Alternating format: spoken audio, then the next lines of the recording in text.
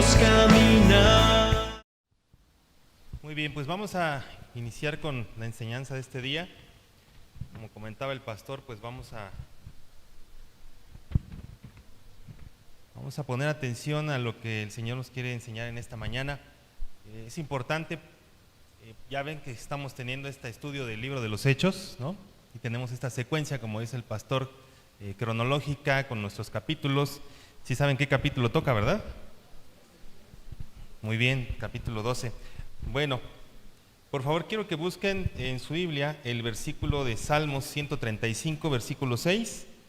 Salmos 135, versículo 6.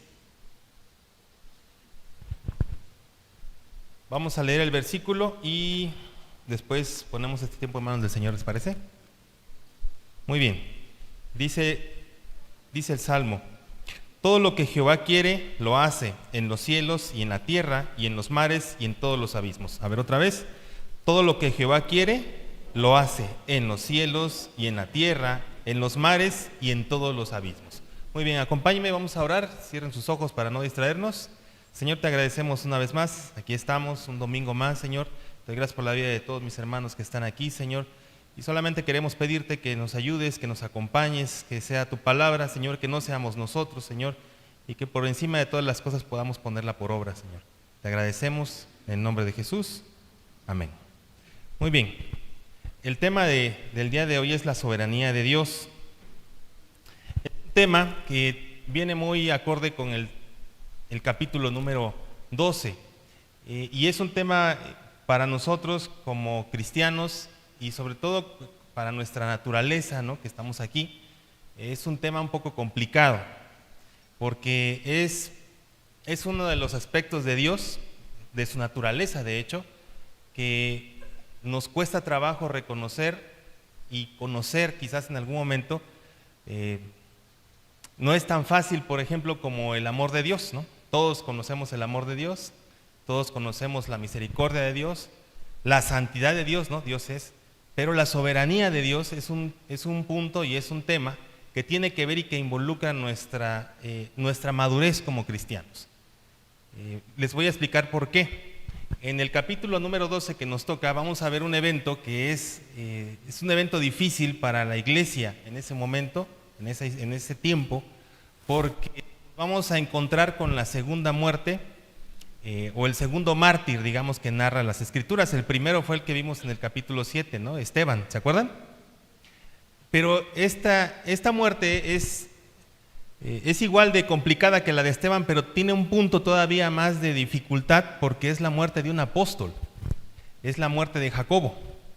Jacobo era hermano de Juan, ¿no?, hijos de Zebedeo, y en ese momento de la historia, Jacobo junto con Juan y con Pedro eran, y Santiago, por así decirlo también, eran pilares de la iglesia cristiana. Recuerden que con las enseñanzas de los domingos pasados, estamos en un momento en el cual el evangelio ya hizo explosión, no solamente en esta zona, sino en el mundo conocido, ¿no? Así le dicen ellos al imperio romano. ¿Se acuerdan que en un principio el evangelio se comunicaba y se predicaba a los puros judíos? Pero ya pasamos un punto en el cual la iglesia se da cuenta de que el Señor no solamente quiere que la salvación sea para los judíos, sino para todos los demás, ¿no?, para todo el mundo. Lo vimos en las enseñanzas del pastor con Cornelio, ¿no?, que era un gentil, y que el Espíritu Santo cayó sobre ellos y abre la mente de los judíos y de los apóstoles, y se dan cuenta que no es solamente para ellos como israelitas, sino no hace acepción de personas, ¿no? Entonces pasa de ser algo local o regional, ¿no?, o de raza o de cultura, a ser algo universal, y cambia el sentido de la enseñanza para ellos, y estamos en este punto en el cual muere Jacobo, ¿no? ¿Se acuerdan cuando el Señor Jesús se llevó al monte de la transfiguración a 3 personas? Se llevó precisamente a Pedro, a Juan y a Jacobo.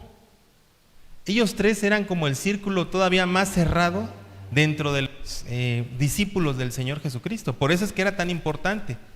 Y de repente prácticamente 40 años después de que el Señor asciende, ¿no? Y viene el Espíritu Santo, 40 años, o sea, estamos hablando de que el Hechos capítulo 12, ahorita que decía el pastor, de manera cronológica, ya estamos ubicados en el año 40 después de Cristo. O sea, no fue hace un año, ni hace 5, no, ya estamos 40 años de que pasó esta situación del Pentecostés y que cayeron las lenguas de fuego y que hablaron en lenguas, etcétera. Ya van 40 años de que ha estado el Evangelio compartiéndose. Y entonces estas tres figuras ya son muy importantes para la iglesia cristiana, son pilares. Y de repente sucede este hecho en el cual muere Jacobo, no solamente muere, es asesinado Jacobo, ¿no? Lo matan, y no solamente matan a Jacobo, sino que además agarran a Pedro y lo encarcelan, ¿no? Y es aquí donde entra una situación y nos vamos a dar cuenta de que la iglesia en ese momento no estaba tan preparada quizás como para poder entender esta situación. Ya les había pasado con Esteban años atrás. Esteban, lo platicamos en su momento, pues era un varón muy querido por la congregación y por la iglesia. Y cuando a Esteban lo apedrean y lo matan, en el capítulo 8, en los primeros versículos, lo que sucede es que dice que varones piadosos fueron por el cuerpo de Esteban y le dieron sepultura y lloraron a Esteban, ¿no? Pero antes, toda la iglesia, en versículos del capítulo 7, dice que estaban orando por él, estaban pidiendo por él, estaban pidiendo para que lo soltaran, ¿no? Esta misma iglesia acababa de experimentar la misma situación con Pedro, en el capítulo 4, me parece. A Pedro ya lo habían arrestado 2 veces, esta es su tercera de Pedro, de que lo arrestan. Primero lo arrestaron cuando sanó al cojo en la puerta de la Hermosa. Sana al cojo y está predicando en la sinagoga, y lo mandan traer y lo arrestan junto con Juan. Y ahí solamente le dan una como advertencia, ¿no? Ya no sigas predicando. Y sale y lo que hace es predicando, ¿no? Después, tiempo después, vuelven a arrestar a Pedro y a Juan porque el evangelio empieza a esparcirse de tal manera de que ya traían a los enfermos, ¿se acuerdan? Ahí en Juan capítulo 6, me parece, o 5, en donde dice que la sombra de Pedro sanaba a los enfermos, ¿no?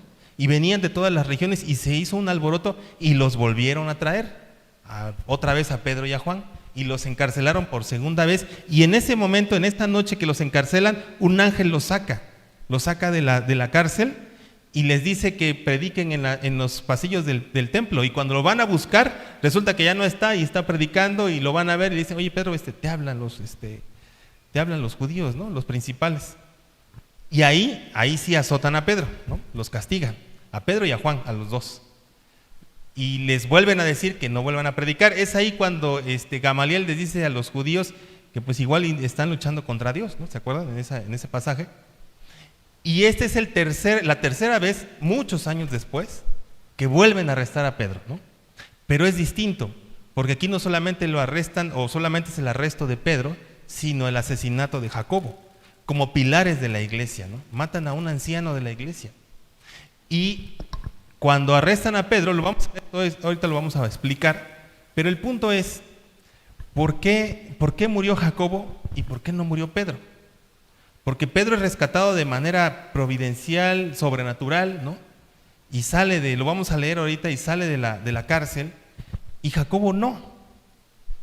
Tan es así que, lo vamos a leer adelantito, que cuando, y ustedes ya lo han de saber, que cuando Pedro sale y toca la puerta y llega Dorcas y no le abre, ¿no? No le creen, ¿no? E incluso le dicen que está loca. Así dice la palabra, ahorita lo vamos a leer. Y le dicen: no, es su ángel, dicen, ¿no? O sea, ellos, a pesar de que estaban orando para que Pedro saliera, le decían que ya había visto a su espíritu. O sea, ya lo daban por muerto. La iglesia ya lo daba por muerto, porque si habían matado a Jacobo, pues cómo no iban a matar a Pedro, ¿no? Pero resulta que no. Pedro se salva, Jacobo no.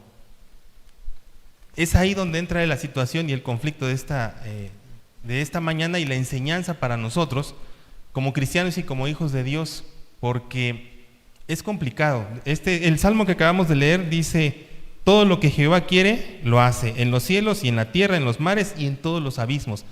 Otra vez, todo lo que Jehová quiere, ¿qué dice? Lo hace. ¿Y por qué no hace siempre lo bueno? ¿Y por qué no salvó a Esteban? ¿Por qué no salvó a Jacobo? ¿Por qué Pedro? ¿Pedro era más bueno? ¿Oraba más? No. ¿En qué se engloba toda esta situación? En la soberanía de Dios. Dios es soberano, como dice aquí este versículo, lo que hace, lo quiere. Y Dios sabe lo que hace, por supuesto que sabe lo que hace. La situación es que nosotros, con nuestra mente finita y nuestros sentimientos, a veces por encima de nuestro espíritu, no alcanzamos a entender esto. Y lo digo con todo respeto, créanme, con todo respeto se los digo, porque es algo muy complicado de poder asimilar, entender y recibir de parte de Dios. Decía, recibiremos solamente lo bueno y no lo malo, decía Job, ¿no? Por eso les digo, es muy fácil poder recibir el amor de Dios, pues sí, eso es lo más fácil de entender y comprender, por eso estamos aquí. La misericordia de Dios, por supuesto, la gracia de Dios, ¿no? Cuando recibimos lo que no merecemos, esa es la gracia de Dios, cuando recibimos algo que no merecemos, ¿no? Venga tu gracia, Señor, ¿no? Pero cuando suceden cosas que no logramos entender, ahí es donde viene el conflicto. ¿Qué va a pasar? ¿Qué vamos a hacer? ¿Qué vamos a decidir? ¿Qué vamos a sentir? ¿No? ¿En dónde va a quedar nuestro corazón? ¿Cuál va a ser nuestro siguiente paso y nuestra siguiente decisión? Todo esto sucede en el capítulo número 12. Quiero que vayamos al capítulo de una vez para que no nos haga tarde. Hechos capítulo 12. Ahí dice el título, no sé si lo leen, dice Jacobo muerto, Pedro encarcelado, ¿no? Dice, en aquel mismo tiempo, ¿qué tiempo se refiere aquí? Pues el tiempo del que narra el capítulo 11, ¿no? ¿Se acuerdan que el capítulo 11 terminó cuando Saulo y Bernabé traían los alimentos de la zona de allí de Antioquía, donde fueron llamados cristianos por primera vez? Resulta que hubo un hambre y hicieron una recolección y trajeron el alimento a Jerusalén, ¿ok? Y ahí empieza y dice, en aquel mismo tiempo el rey Herodes echó mano a algunos de la iglesia para maltratarles y mató a espada a Jacobo, hermano de Juan. Hasta ahí nada más. Son estos dos versículos que vamos a ver.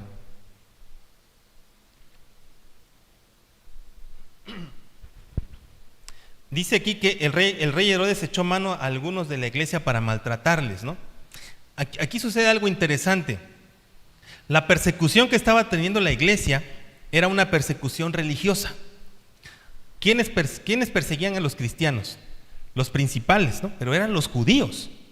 Saulo pues era fariseo y pertenecía a la iglesia, y Saulo era el que perseguía a los cristianos y mataba a los cristianos y pedía la carta para ir a otros lugares lejos, pero seguía siendo dentro del núcleo de los judíos.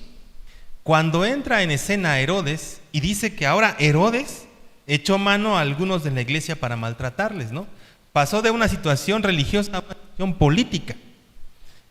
Ahora sí que, ¿por qué se mete Herodes? Pues Herodes, ¿qué? ¿No? O sea, si el asunto era con los judíos. Y resulta que los agarra, los maltrata, y no solamente eso, sino que hace algo que ni los propios principales habían hecho independientemente de Jesús: matar a alguien, ¿no? Aparte de Esteban, y sobre todo a un apóstol, ¿no? ¿Por qué hace esto Herodes, no? Para empezar, aquí hay que hacer un poquito de historia rápidamente para poder entender este contexto y saber en dónde estamos parados. Este Herodes que dice aquí no es el Herodes que nosotros vimos cuando en el principio de los evangelios. Ahí Herodes el Grande es el que manda matar a los bebés de 2 años para atrás, ¿se acuerdan? Porque no quería que naciera Jesús, por lo que lo dijeron los magos. Ese Herodes no es este Herodes, ni tampoco es el Herodes que recibió al Señor Jesús. Pilatos lo envía con... ¿Se acuerdan que dice la Escritura que cuando estaba con Pilatos, escucha que dice que es de Galilea, y dice Pilatos, como es de Galilea, no es de mi jurisdicción, voy a mandárselo a Herodes, ¿no? Y Herodes andaba por Jerusalén en ese momento. Ese Herodes era Herodes Antipas.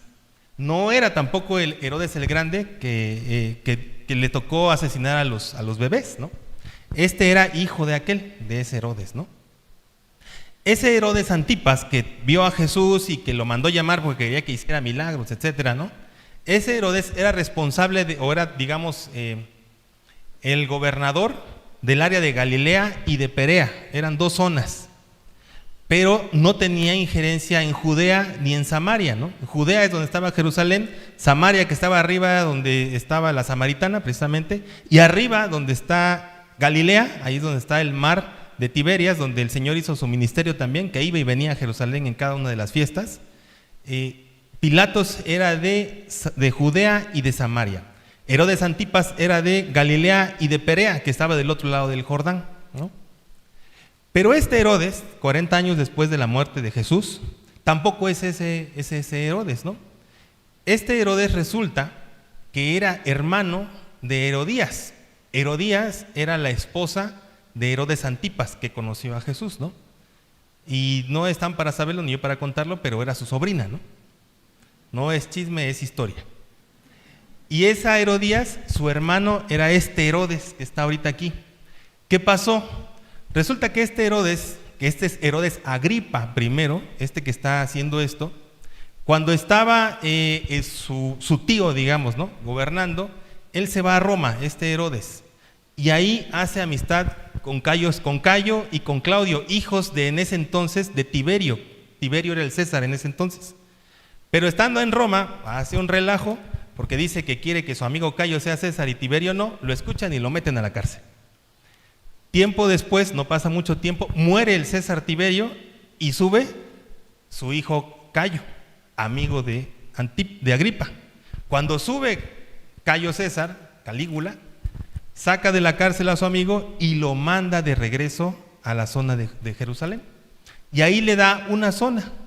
A un ladito de Galilea hay una zona que se llama Batanea, que también colinda con el mar de Galilea, ¿no?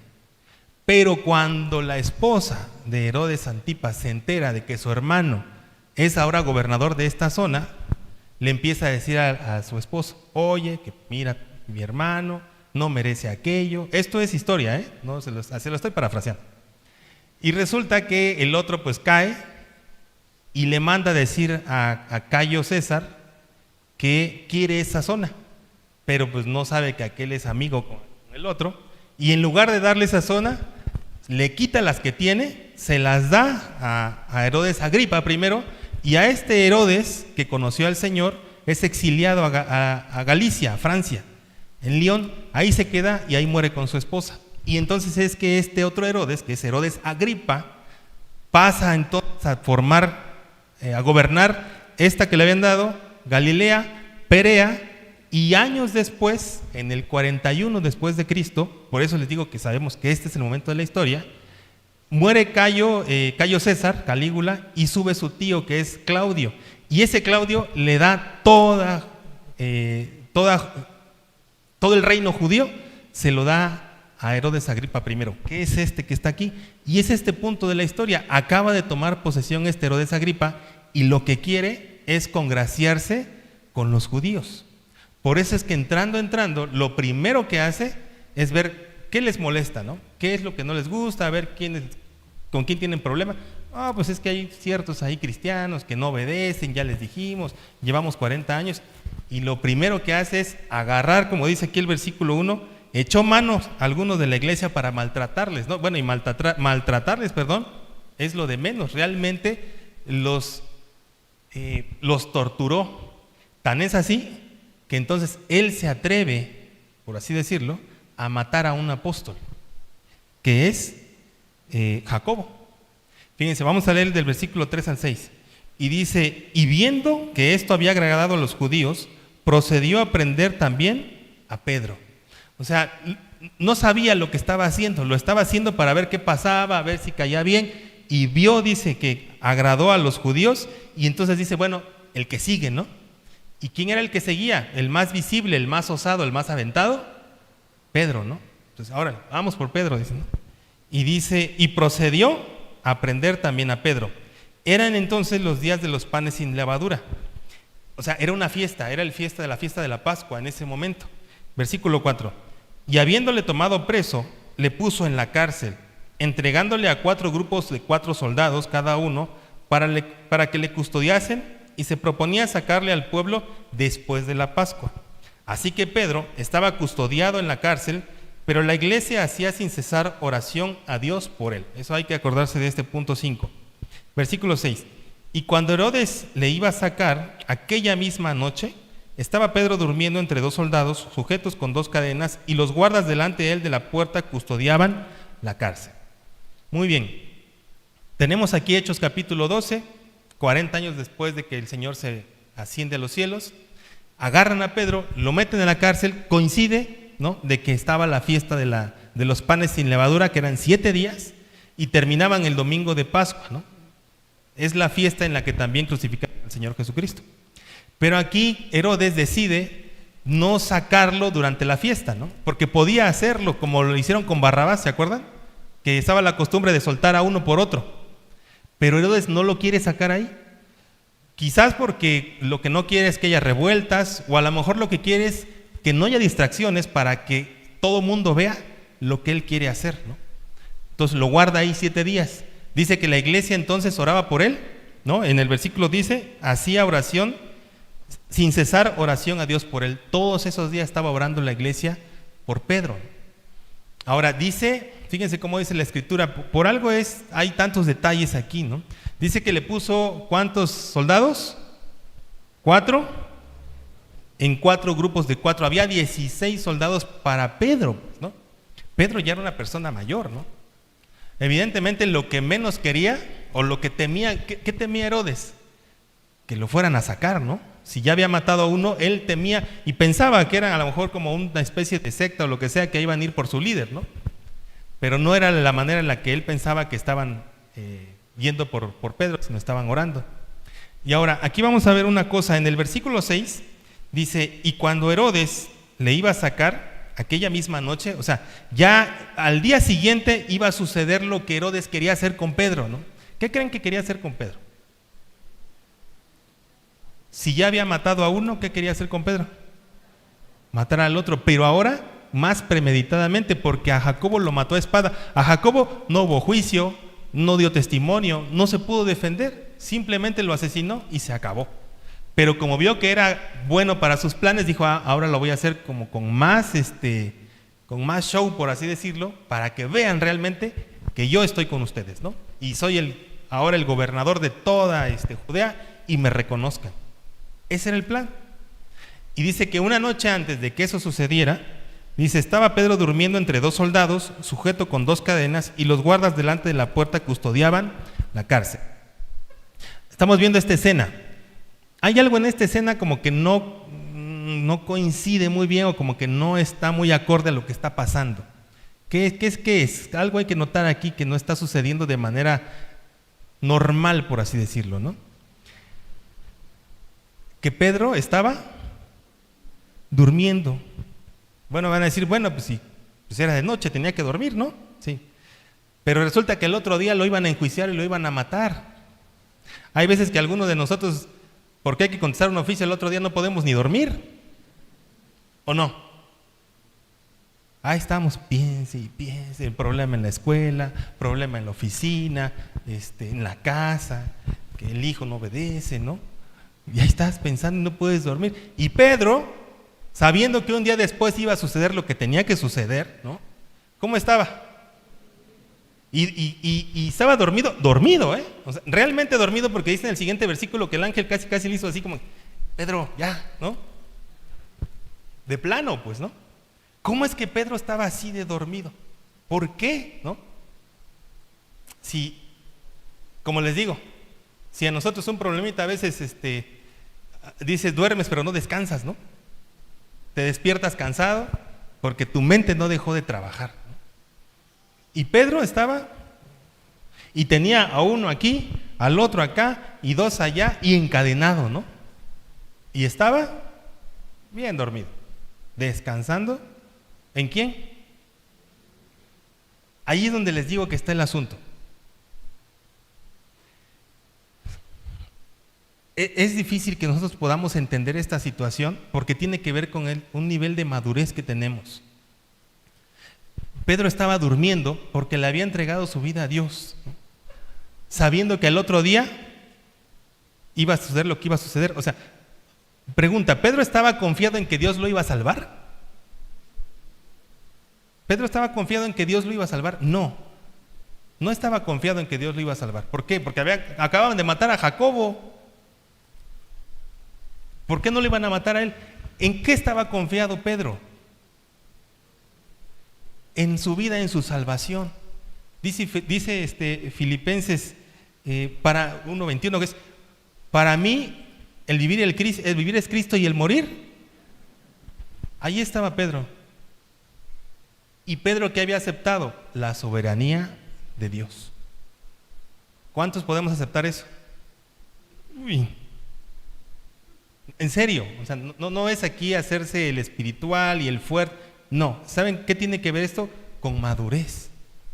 Porque fíjense una cosa, un detalle. ¿Quién es? ¿De quién estamos hablando aquí que está dormido? De Pedro, ¿no? Pero Pedro no acaba de conocer el Señor, no acaba de conocer las Escrituras. Pedro tiene más de 44 años de conocer al Señor, de conocer de la palabra, digamos, ¿no? Pero ¿cómo era Pedro en los primeros 3 años? ¿Cómo era Pedro? ¿Arrebatado, sí o no? A veces sí, a veces no, ¿no? Decía, ¿quién dice la gente que soy? Decía el Señor Jesucristo. No, tú eres el Hijo del Dios viviente, que no sé qué, no te lo reveló carne y sangre. Y a los 3 días no conozco a ese que está ahí, quién sabe quién es, ¿no? Un día caminaba un ratito caminaba en el agua, el otro día se hundía. O sea, su vida espiritual era así, y así, y así, y así, ¿no? Cualquier parecido con la realidad es mera coincidencia, ¿no? ¿Ustedes creen que ese Pedro hubiera podido estar dormido si le hubiera pasado en ese momento? No. ¿Qué hubiera hecho ese Pedro? ¿Quién fue el que le cortó la oreja a Malco? Con sus fuerzas hubiera intentado hacer, ¿no?, lo que él pensaba que era correcto. Hubiera sacado la espada, hubiera peleado, pataleado, o sea, un montón de cosas, ¿no? Ahí es donde está nuestra esperanza, queridos hermanos. ¿Por qué? Porque no se nos va a exigir en este momento que tengamos ese nivel de entendimiento quizás de Pedro, ¿no? Dependiendo de cada quien en qué momento de nuestra vida estamos, en qué proceso del entendimiento y de la sabiduría de Dios estamos, en qué lugar del conocimiento de la voluntad de Dios estamos, para poder seguir avanzando y creciendo y llegar a este punto, ¿no? Como dice Efesios, ¿no? Hasta llegar a la estatura del varón perfecto. Hasta llegar, ¿eso de qué nos habla? De un proceso, de un camino, de un caer, levantarse, entender y amar a Dios para poder llegar a este punto en nuestras vidas, ¿no? Pero no se trata de quedarnos en los primeros 3 años de Pedro, ¿no? Porque no, aquí no, pero hay hermanos que llevan 20 años en esos 3 años, pues, ¿no? Y no salen de ahí. Y tampoco se trata de eso. Se trata de crecer. No se trata de negar y decir, no, todos a la primera de que hacen la oración de salvación, pum, pum, pum, y ahora sí ya, la soberanía de Dios la entendemos perfectamente. No, es un proceso, es un camino. Y no es sencillo. De este Pedro a este Pedro, ¿cuántas cosas no pasaron? Pero hubo una situación con Pedro. Pedro conocía al Señor. Era un pescador, ¿no? Dicen en Hechos, cuando estaba junto con los del Sanedrín, que se asombraban porque decían, bueno, este es del vulgo, pues, ¿no? Este es pescador. Y se asombraban de cómo Pedro hablaba, ¿no? Y reconocían que había estado con Jesús, dice la Escritura, ¿no? ¿Por qué? Porque Pedro creció. De cómo Jesús lo encontró a cómo llegó a hablar en ese momento, pues hubo un cambio completo, pues, ¿no? De como el Señor nos encontró y me encontró así tirado ahí, embarrado, como sea, y ahora ya está, hasta con saco estoy, pues, ¿no? Y vamos creciendo y vamos avanzando. ¿Qué pasó con Pedro? ¿Qué hubo en Pedro que hizo este cambio? Ya conocía del Señor, ¿no? Pedro vivió de primera mano los milagros que hizo el Señor Jesucristo, ¿sí o no? Estuvo con los panes, con la multiplicación, con el cojo, con el ciego, con Lázaro, ahí estuvo Pedro, ¿no? Y de todos modos lo negó, ¿o no? ¿Qué tan diferente era Pedro de Judas? No era tan diferente Pedro de Judas. Judas el que lo entregó, pues, ¿no? Judas Iscariote. Judas lo vendió. Hasta creo que fue más feo lo que hizo Pedro. Pedro lo negó y viéndolo a los ojos, pues, ¿no? Y le dijo así en su cara, y hasta blasfemó, ¿no? Y dijo, sapos, ranas, tepacuatas, ¿no? Y se volteó y se fue. ¿O no? ¿Qué pasó? ¿Por qué este se ahorcó? ¿Y por qué este se levantó y cuando predicó, 3,000 se convirtieron? ¿Qué hubo ahí? Y es lo que nosotros tenemos que entender y ver para que Pedro llegara en el punto en el que estamos ahorita leyendo, en donde estaba relajado. Incluso, como les digo, aquí en el versículo 17 dice, aquí se presentó un ángel del Señor y una luz resplandeció en la cárcel y tocando a Pedro en el costado, dice, le despertó diciendo, levántate pronto, y las cadenas se cayeron de las manos y le dijo el ángel, cíñete y átate las sandalias, y lo hizo así y le dijo, envuélvete en tu manto y sígueme. Bueno, estaba hasta relajado, se quitó las sandalias, se aflojó la esta y dijo, voy a dormir. ¿Qué pasó con este Pedro, a ese Pedro? Pasó un arrepentimiento genuino en sus vidas. En su momento Judas tuvo un remordimiento nada más, que implicó emociones. Y Pedro tuvo un arrepentimiento genuino, que implicó un cambio de mente. Un giro de 180 grados por completo, que se vio reflejado en el punto en el cual el Señor, después de haber muerto y se les apareció en el mar de Tiberias o el mar de Galilea, ¿se acuerdan? Que lo estaban esperando. Y Pedro les dijo, bueno, pues en lo que llega el Señor, pues voy a ir a pescar, ¿no? Y todos dijeron, pues vamos a pescar. ¿Se acuerdan? Y fueron 2 barcas y estaban ahí. Y el Señor llegó caminando por la orilla y les dijo, tírenla de este lado, ¿no? Como la primera vez que conoció a Pedro. Y dice la Escritura en Juan, que Juan mismo, dice, y Juan se dice de sí mismo, ¿no? Y el que amaba al Señor, dice, es el Señor, ¿no? Y en ese momento Pedro hace algo parecido a lo que hace aquí. ¿Sí recuerdan esa escritura o la leemos? Bueno, cuando dice que estaba en la barca y se viste, ¿no? Y se viste y se echa al agua, ¿no? O sea, al revés. Se viste y se echa al agua y sale y se sienta en la fogata con el Señor y no dice una sola palabra. Y en ese encuentro con el Señor es que Pedro tiene este arrepentimiento, y el Pedro de 3 años atrás terminó de entender y de crecer quién era el Señor de Jesucristo para su vida. Cuando le repitió 3 veces, Pedro, ¿me amas? Pedro, ¿me amas? Pedro, ¿me amas? ¿Se acuerdan? Y que le decía a Pedro, ¿me amas? Las 2 primeras veces le dijo Fileos. Pedro, Fileos, que era un amor de amigo. Y la tercera vez le dijo, Pedro, ágape, Fileos. Y fue cuando Pedro le dijo, sí, Señor, ¿no? Apacienta mis ovejas, apacienta mis corderos. Y estaba sentado con el Señor Jesucristo. Después, la última vez que había visto Pedro al Señor así, fue cuando lo negó. Se lo encontraron, se les apareció en el aposento alto y después ahí. Y después de esto, Pedro cambia su corazón, entiende quién es el Señor, y dice que estando 120 reunidos en Hechos, en el primer capítulo, ¿no? Se levanta Pedro, y se levantó Pedro, dice, ¿no? Y fue que le predicó, y varones y hermanos israelitas, ¿no? Tanto que hasta les compungió el corazón y se convirtieron los primeros 3,000. ¿Por qué voy a esto? Porque la soberanía de Dios, hermanos, es inescrutable. Como les digo, todo esto que les acabo de narrar y que lo vemos aquí en Hechos capítulo 12, tiene que ver con esta naturaleza del Señor, su soberanía. Como lo leímos ahorita en el Salmo, Él hace lo que quiere.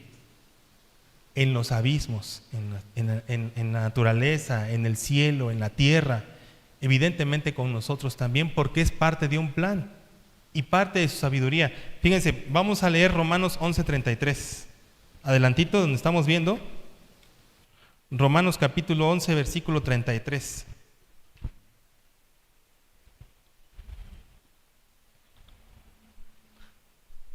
Dice, oh profundidad de las riquezas de la sabiduría y de la ciencia de Dios, cuán insondables son tus juicios e inescrutables sus caminos. Otra vez, oh profundidad de las riquezas de la sabiduría y de la ciencia de Dios, cuán insondables son sus juicios e inescrutables sus caminos. O sea, en pocas palabras, para nosotros la sabiduría de Dios es insondable, o sea, no Algo que no se puede sondear es cuando hay un pozo y dices, no sé dónde termina, ¿no? Tú avientas algo y no lo puedes medir.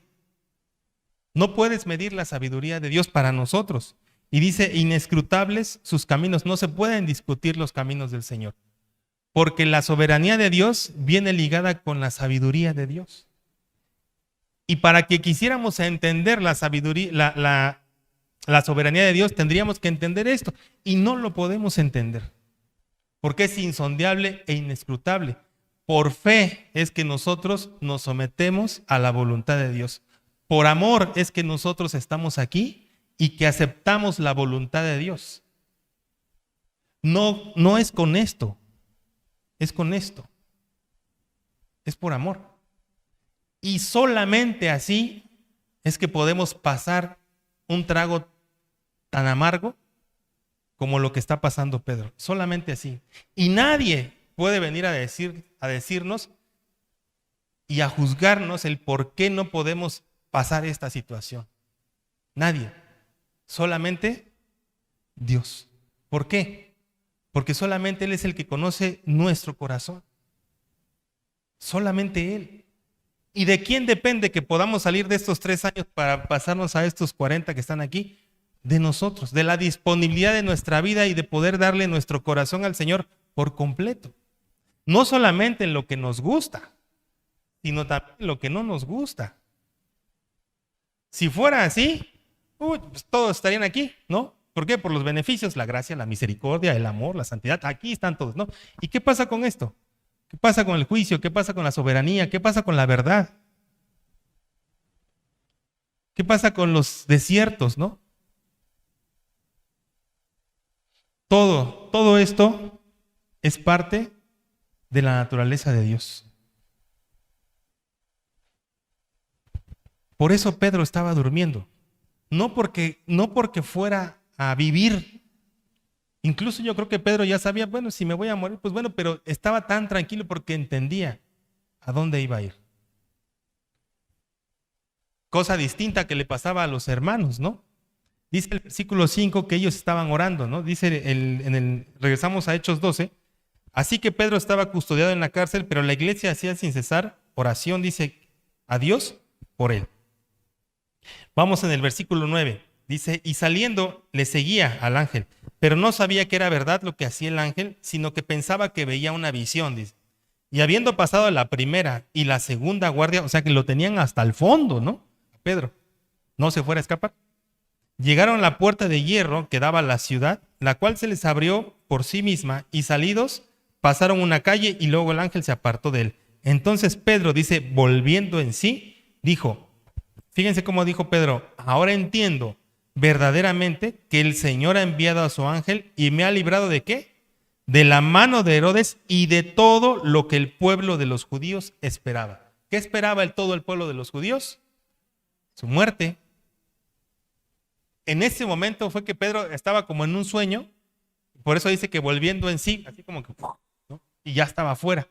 Y no sabía si estaba soñando o no estaba soñando. Cuando despierta es que dice, realmente, dice aquí el versículo 11, ahora dice, entiendo, dice, verdaderamente entiendo que el Señor me ha librado, dice, de la mano de Herodes y de lo que el pueblo judío esperaba que me hiciesen, ¿no?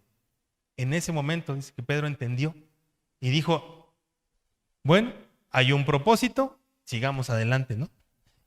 Y dice el versículo 12, y habiendo considerado esto, o sea, Pedro pensó en esta situación y dijo, llegó a casa de María, la madre de Juan, el que tenía por sobrenombre Marcos, donde muchos estaban reunidos orando. En ese entonces no había congregaciones, la gente se reunía en las casas, ¿no? Estaban en la casa aquí de la mamá de Juan Marcos, ¿no? Otros andaban en la casa de Santiago, ahí reunidos también, y estaban orando por Pedro. Dice, versículo 13, cuando llamó Pedro a la puerta del patio, salió a escuchar a una muchacha llamada Rode, era una casa grande, la cual, cuando reconoció la voz de Pedro, de gozo no abrió la puerta, sino que corriendo adentro dio la nueva de que Pedro estaba en la puerta, ¿no? Esta chica Rode era como parte de empleada, digamos, de la casa de la señora María, que era una casa grande, y en toda la oración ella fue la que escuchó que sonaba por ahí, ¿no? Ella sale se emociona tanto que no le abre, ¿no? Se regresa, en lugar de abrirle, pues se regresa y les dice a los demás, dice el versículo 15, y ellos le dijeron, estás loca. Bueno, y en el versículo 5 de este mismo capítulo 12, ¿qué dice? La iglesia hacía sin cesar oración a Dios por él. ¿Por qué estaban orando? Por Pedro. Y cuando llega Rode y les dice, ¿está Pedro? Le dicen, ¿estás loca? Caray, dice, ¿no? Y luego dice, pero ella, Rode, aseguraba que era así, dice, ¿no? Que así era. O sea, ya imagínense cómo estaba. Ahí está Pedro, no, está loco. No, sí está, de veras que sí está, ¿no? Yo lo escuché, yo lo conozco. Fíjense, ¿por qué conocía Rode la voz de Pedro? Porque se reunía con ellos. Muchos años estuvo ahí, conocía la voz de su pastor, pues, ¿no? Dice entonces ellos decían, es su ángel, ¿no? La traducción es que es su espíritu.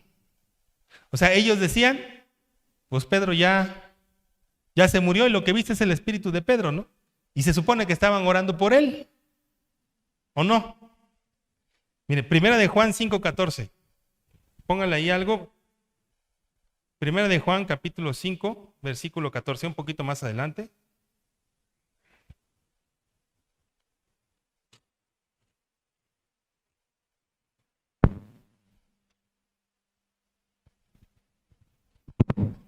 Dice, y esta es la confianza que tenemos en Él, que si pedimos alguna cosa conforme a su voluntad, ¿qué dice? Otra vez. Y esta es ¿qué? La confianza que tenemos en Él, o sea, lo que podemos depositar en Dios. Que si pedimos alguna cosa, ojo, aquí viene el asunto, dice, que si pedimos alguna cosa conforme a su voluntad, Él nos oye. No al rato van a decir que pues, vamos a pedir lo que sea y Dios nos hace caso, ¿no? Es conforme a su voluntad. Lo que estaban orando ellos, los hermanos, ¿era conforme a la voluntad de Dios? Sí. Entonces, ¿qué pasó? Necesitamos entender que si oramos, tenemos nosotros estar convencidos. Dios tiene la última palabra y en su infinita sabiduría, como lo acabamos de ver, Él hará. Pero nosotros nos toca orar confiando en Dios, no dudando, acercados confiadamente al trono de gracia, ¿no? Y dice, seguimos leyendo. Mas Pedro, dice, persistía en llamar, no le abrían, ¿no? Persistía en llamar y cuando abrieron y le vieron, se quedaron, ¿qué dice? O sea, de plano no lo esperaban, pues, ¿no? No lo esperaban. Y dice, pero él, dice, haciéndoles con la mano señal de que callasen. Fíjense cómo describe Lucas aquí todo esto, ¿no? ¿Cómo les hizo Pedro? A ver. Con la mano, ¿cómo les hizo? ¿Por qué les hizo así? Porque empezaron a gritar, ¿no? Primero se quedaron atónitos y luego empezaron a gritar. Recuerden que era la madrugada. Estaban orando de madrugada y hasta eso estaban siendo disciplinados, ¿no? Dice, haciéndole con la mano señal de que callasen, les contó cómo el Señor le había sacado de la cárcel y dijo, haced saber esto a Jacobo y a los hermanos. Este era otro Jacobo, era Santiago. Este Santiago era el hermano del Señor. Dice, haced saber a Jacobo y a los hermanos, y salió y se fue a otro lugar. Cuando dice que se fue a otro lugar, aquí Pedro salió de cena durante un rato, ¿no? Porque se fue de Jerusalén. Evidentemente él sabía de que al día siguiente, cuando se dieran cuenta de que ya no estaba, ¿qué iban a hacer? Dice el versículo 19, mas Herodes, habiéndole buscado sin hallarle, después de interrogar a los guardias, ordenó llevarlos a la muerte, ¿no? Aquí Herodes les aplicó el juicio sumario de que te voy a hacer a ti lo que le tocaba hacer al reo que perdiste, ¿no? Y como entonces aquí nos damos cuenta de que la intención de Herodes era matar a Pedro, porque mató a los guardias. Y esa era la ley sumaria con los romanos, recibir el castigo del que le tocaba al otro. Entonces, realmente iban a matar a Pedro, pues, ¿no? Aquí es donde nos damos cuenta por qué. Dice, después descendió de Judea a Cesarea y se quedó allí. Este detalle de que se fue de Judea a Cesarea es interesante porque Cesarea era como el puerto de descanso de todos los gobernantes, ¿no? Se hagan en cuenta que se fue así como Cesarea es un puerto mediterráneo, ahí está la ciudad de Cesarea. Hay otra Cesarea, pero está más hacia Galilea, que es Cesarea de Filipos, y esta era Cesarea como de Huatulco, pues, ¿no? Así. Allá se iba, o sea, se fue de vacaciones, se enojó y se molestó, y estaba haciendo un trabajo que en realidad a él no le interesaba. O sea, a Herodes no le interesaba ni los judíos ni los cristianos. A Herodes le interesaba su reino y que legitimizaran su autoridad, nada más. Por eso mató a Jacobo, por eso quería matar a Pedro, pero como se le fue, lo buscó, no lo encontró, se enojó, se hizo berrinche y mejor se fue a la playa, ¿no? Ahí se quedó. Realmente así era. Cesarea era un puerto de descanso para ellos. Seguimos para terminar. Dice, y Herodes estaba enojado contra los de Tiro y de Sidón, pero ellos vinieron de acuerdo ante él, y sobornado Blasto, que era camarero mayor del rey, pedían paz, porque su territorio era abastecido por el del rey. Aquí vamos a ver estos últimos 5 versículos del capítulo número 12, y vemos que estaba Herodes allá en Cesarea, y dice que estaba enojado contra los de Tiro y de Sidón. Estas dos ciudades son también ciudades portuarias, estaban más hacia el norte, ¿no? Y estas dos ciudades no tenían, geográficamente hablando, tenían las montañas y tenían el mar, y el espacio para poder cultivar y cosechar era muy poco. Por eso es que dice que dependían de manera, los alimentos dependían del comercio que hacían con Herodes.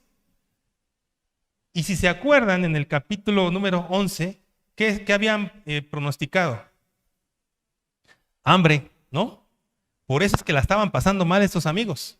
Y vinieron a ver a Herodes, y dice que sobornaron a este Blasto, que era el camarero mayor del rey. Dice, y pedían paz. 21. Y un día señalado, Herodes, vestido de ropas reales, se sentó en el tribunal y les arengó. Y el pueblo clamaba, gritando, voz de Dios y no de hombre. Al momento, un ángel del Señor le hirió por cuanto no dio la gloria a Dios, y expiró, dice ahí, comido por gusanos. Evidentemente aquí lo que pasó, e incluso esta muerte, la narra también un historiador que se llama Flavio Josefo, que es muy famoso porque él narra varios de los pasajes de la Biblia, ¿no? Y ahí es donde se compara, digamos que no solamente la Biblia es histórica, sino hay otros autores. Y Flavio Josefo, narra la muerte de Herodes Agripa I, diciendo esto mismo, que se sintió mal 5 días, le dolió el estómago y que se muere, ¿no? Pero en realidad lo que pasó fue que, como dice aquí el versículo 23, dice, el pueblo aclamaba gritando, voz de Dios y no de hombre. Y dice, al momento un ángel del Señor le hirió, por cuanto no dio, ¿qué dice aquí? La gloria a Dios, y expiró comido de gusanos. Herodes murió porque no le dio la gloria al Señor. Isaías 42:8. Vamos para allá nada más. Isaías 42:8.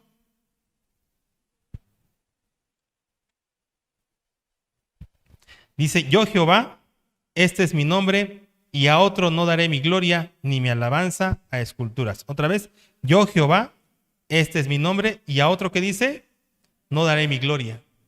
Esto fue lo que sucedió. Herodes evidentemente no le dio la gloria al Señor, se creyó lo que le estaban diciendo, y por eso es que falleció. Y terminamos con los últimos 2 versículos, ya para acabar. Dice, pero, como les hemos comentado siempre, hay que leer exactamente todo lo que los versículos narran y las descripciones. Dice pero, ¿no? Cuando tú dices un pero, es que hay algo independientemente de las cosas que están sucediendo, ¿no?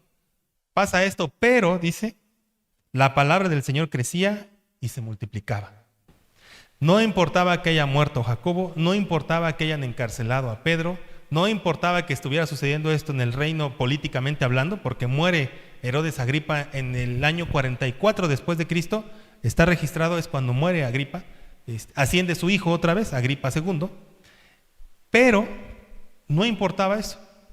Dice aquí que la palabra del Señor crecía y se multiplicaba, y apenas iba a venir todavía algo, o un impulso mayor, una potencia más fuerte, y que donde la palabra iba a ser predicada todavía más y más fuerte por los discípulos, ¿no? Hablando de los viajes misioneros de Pablo, ¿no? Y en este punto, aún con lo que estaba pasando en la iglesia, dice que la palabra del Señor crecía y se multiplicaba. Versículo 25. Y Bernabé y Saulo, dice, acuérdense que ellos estaban en Jerusalén porque fueron por los alimentos y se los dejaron a los hermanos. Dice, cumplido su servicio, volvieron de Jerusalén, llevando también consigo a Juan Marcos, él que tenía por sobrenombre Marcos. Muy bien. aquí termina nuestra lectura del capítulo número 12. Estamos en un punto en la historia de la iglesia en el cual había cosas y sucedían cosas muy terribles, ¿no?, para los cristianos. Y iban a suceder todavía cosas más terribles, ¿no? Pero aquí lo que la palabra nos enseña es lo que dice en el versículo 24. La palabra del Señor crecía y se multiplicaba. Las circunstancias alrededor de lo que sucedía no hacían de que el Espíritu Santo no hiciera la obra del Señor. ¿Esto qué quiere decir? No importa lo que esté sucediendo en nuestras vidas, la palabra del Señor tiene que seguir creciendo y multiplicándose en nuestro corazón. Esté pasando lo que esté pasando, tenemos que seguir adelante, tenemos que seguir caminando, tenemos que seguir confiando y creyendo en el Señor. Y así, poco a poco, seguir creciendo y entender y conocer la soberanía de Dios en nuestras vidas. Es un concepto que no termina aquí. Es un concepto que tiene que seguir avanzando. Cada uno de nosotros sabe en el punto exacto en el que está nuestra vida espiritual. Como les digo, Pedro a veces estaba hasta arriba y el otro día estaba hasta abajo, ¿no? Y luego estaba hasta arriba y luego estaba hasta más abajo, ¿no? Así estaba. Pero llegó un punto en el cual Pedro tomó una decisión y dijo: esto no puede seguir así. No puede seguir así. Y tuvo un encuentro personal con el Señor Jesucristo. Y cuando yo digo un encuentro personal, no es que no hubiera estado con el Señor, había estado N veces con el Señor Jesús, sentado, platicando en la cena, en el desayuno. O sea, no me refiero a esta situación tan cotidiana, me refiero a realmente entregar tu corazón al Señor. Puedes tener 5, 3, 10, 15, 20 años de cristiano y seguir como Pedro. Hay que tomar una decisión. Hay que tomar una decisión personal. Nadie sabe lo que estás pasando en esta mañana, lo que has pasado la semana pasada, lo que llevas un año pasando. Nadie lo sabe más que tú y Dios. Por eso es que el cristianismo, hermanos, es una relación personal con Jesús. No es una religión. No es la relación que tiene mi papá, mi esposa. No, es tu relación personal con el Señor Jesucristo. Lo que tú quieres, entrégame, oh hijo mío, tu corazón, ¿no? Eso es lo que pide el Señor. 3/4 partes, 1/8 parte, no. Y de ahí depende que podamos entender cómo salir de las situaciones. Y a lo mejor el resultado no va a ser el que nosotros esperamos. No va a ser. Pero eso no quiere decir que Dios deja de ser Dios y que Jesús deja de ser Jesús y que Dios deje de ser amor. No. ¿De qué depende? De que nosotros podamos tener la entrega en nuestro corazón al Señor para decir: Señor, mi vida completa depende de ti. Y si hasta aquí he llegado, es por ti. Y que se haga tu voluntad y no la mía. Así de fácil y así de difícil.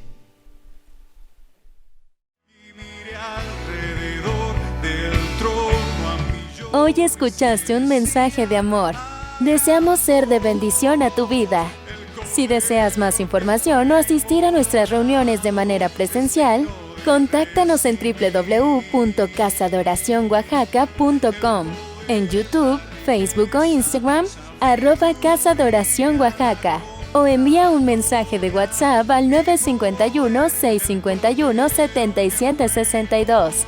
Recuerda, Dios tiene el control de todo. Cree y pon tu confianza en Él.